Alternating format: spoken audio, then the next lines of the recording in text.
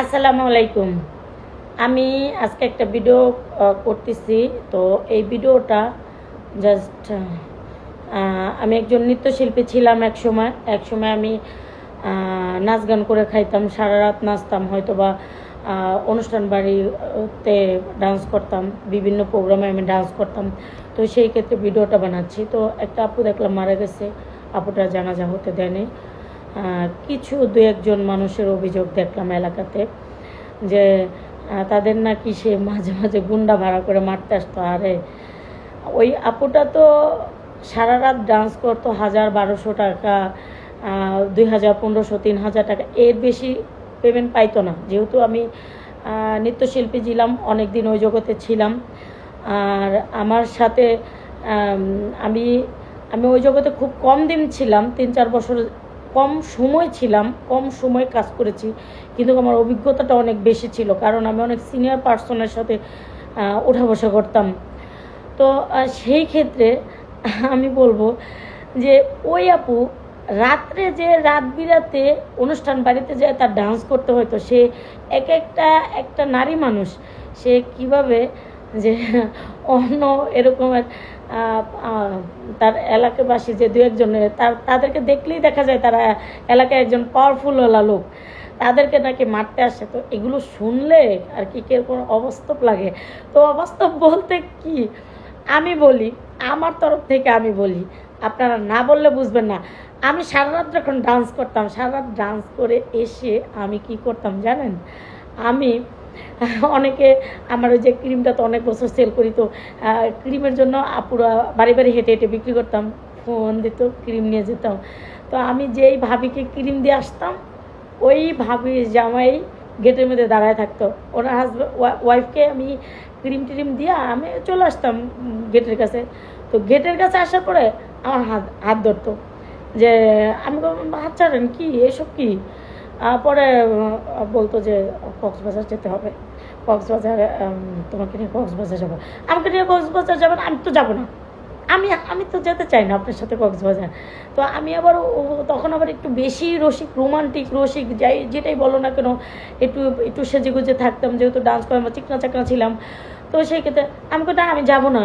তো আমি যখন 1 দিন 2 দিন 5 দিন আমার অফার করছে, আমি যাইতে চাইতাম না। পরে কী করতো, তাদের ওয়াইফে যত শালি টালি যারা আছে, এই ছেড়ি থেকে কেউ ক্রিম নেবে না, কেউ ক্রিম নেবে না, এই ছেড়ির ক্রিম কেউ। আমি পরে যে আমি যদি জিগাইতাম কী ব্যাপার, আমি ক্রিম নেন না, আপু ক্রিম নেন না, এরকম যখন বলতাম, তখন ঠিকই বলতো না না পছন্দ করে না তোমার ভাইয়া ক্রিম নিতে, এই সেই বকর চকর। অথচ হ্যাঁ ডেকে পরে সবাই ক্রিম করতো। তো যাই হোক, আমি এসব বলতে চাই না। আমার অসংখ্য, আমি বাড়ি বাড়ি হেঁটে হেঁটে ক্রিম বিক্রি করছি। আমি অসহায় একজন নারী ছিলাম। আমার হাজব্যান্ড একদমই আগে তো কথাই বলতে পারে নাই। তো সেই ক্ষেত্রে আমার প্রতি যেই মানুষের টার্গেট আর যেই মানুষের ছিল, ওই সময় আমি ভাইরাল হয়েছি। ওই সময় ভাইরাল হওয়ার কারণে আমি বেচ্চা গেছি, ভাইরাল হওয়ার কারণে তারা সবাই সরে গেছে আমার পাশ থেকে, আমার যেইভাবে, কারণ আমার মা ডাও মরছে, আর এদিক দিয়ে আমিও মনে হয় কি বলবো, একজনের কি আমাকে না খাইতে পাইরে একজন কই মাছের মতো ছটফট করতেছিল। তো আমি বুঝতাম না, এত কিছু বয়স কম, এত বুঝতাম না। এই যে আপনারা বলেন যে বোকাশোকা আমি, সহজ সরল, হ্যাঁ এই কথাটা একদম সঠিক, একদম। এই পৃথিবীটা যেমন সত্য, এই কথাগুলো আপনাদের একদম সত্য। কিন্তু আমি একটা মানুষ দূর থেকে দেখলে বুঝতে পারি যে মানুষটা কী বলতে চায়, আমাকে কি চায় আমার কাছে, ঠিক আছে, আমি বুঝতে পারি। কারণ আমি যেই পরিমাণের আমি আমি আমি যত প্রোগ্রাম করছি, শয়ে পুরুষ মানুষের সামনে আমার ডান্স করতে হয়েছে। আমি দেখছি, আমি মানুষ চিনছি, আমি জাজ করছি, আমি মানুষ চিনি, ঠিক আছে। আমি একটা পুরুষ মানুষও দূর থেকে জাজ করতে পারবো, একটা মহিলা মানুষও আমি দূর থেকে জাজ করে দিতে পারবো সে কি বলতে চায় আমার কাছে। তো আল্লাহ আমার এই ক্ষমতাটা আলহামদুলিল্লাহ ইনশাআল্লাহ আমার দিছে, আলহামদুলিল্লাহ ইনশাআল্লাহ দিছে। তো আল্লাহর রহমতে ইনশাআল্লাহ আমি কোনো জায়গায় ঠেকি নাই। হ্যাঁ, আমি এমন একটা সময়ে ভাইরাল হয়েছি, আপনারা জানেন না, ওই সময়টা আমার চিড়ে বিলে খেয়ে ফেলতে চাইছিল, ঠিক আছে। আমি ডান্স করতাম, আমি জানি আমি না পারতাছি, আমি ওই 1000-1200 টাকা 1500 টাকার ডান্স ছাড়তে না পারতাছি। আমি এত প্লেয়ার, একজন প্লেয়ার মনে হয় একজন এত টাকাওয়ালা মানুষ আশেপাশে দিয়া আমার চিলবিল করে ধরছিল কিন্তু আমি এমনভাবে না পারতেছি, আমি কই যাবো ওই এলাকাটায় দুইটা একটা ক্রিম বেচতাম, আবার নাচ গান করতাম, করতাম, যাই হোক আমি কই যাবো আমার স্বামী সন্তানকে নিয়ে। আমি এটা ভাবতেছিলাম এলাকায় আমার হাজব্যান্ড অনেক ভালো একটা চাকরি করে, আমি কোথায় যাব? আমি এই কথাগুলো বলতাম না, খালি ওই আপুটার জন্য বলতে কোথায় যাব, আমি কোনো কুল কিনা। ওই সময় আমি ভাইরাল হয়েছি, আল্লাহর কি বাচনের বাচন, আমি ভাইরাল হয়েছি, আমার দিকে সবাই ডরায়। আমি জেনে যাই হেনে ক্যামেরা ওপেন করি, জেনে যাই হেনে। তো জনম বাঁচা পাচ্ছি এর জন্য না, আমি আমি নিজেকে খুব মনে করি যে আমি এর জন্য না, আমি টিকটক সারাদিন আমি ক্যামেরার সামনে থাকি, আমার ভিতর অনেক কষ্ট জানেন না। আমারে কত মানুষ তাদের ভোগের স্বীকার করতে চাইছে, আমি কথাগুলো বলতে চাইনি, ঠিক আছে, আমি সব কিছু হাইড করছি। আমার নিজের মেয়ে, ওই মেয়ের জানাজা আমার শরীরে খালি, আমি যদি ওইখানে থাকতাম আমি একাই 100 হইতাম ওখানে যদি থাকতাম, ঠিক আছে। তো আমি না, আমি এখন কাজ কাম ছেড়ে দিছি, এই যে আশেপাশে যত শুট মুট যা কিছু আশেপাশে পালাটা, আমি ঘরে আমি সব ছেড়ে দিয়েছি। কারণ আমার আগের জীবন অনেক কষ্টের ছিল, অনেক কষ্টের, এক পাহাড় সমান কষ্ট ছিল, যে আমি এত কষ্ট আমি জীবনে করছি, আমি জীবনে। আয় চুপ থাক, তুই কি বুঝবি? তুই তো আমার ভাত কাপড় দিতে পারিস না, তুই কি বুঝবি আমার কষ্টটা? আমি এত পরিমাণে কষ্ট করছি, এত পরিমাণে যন্ত্রণা আমি সইছি,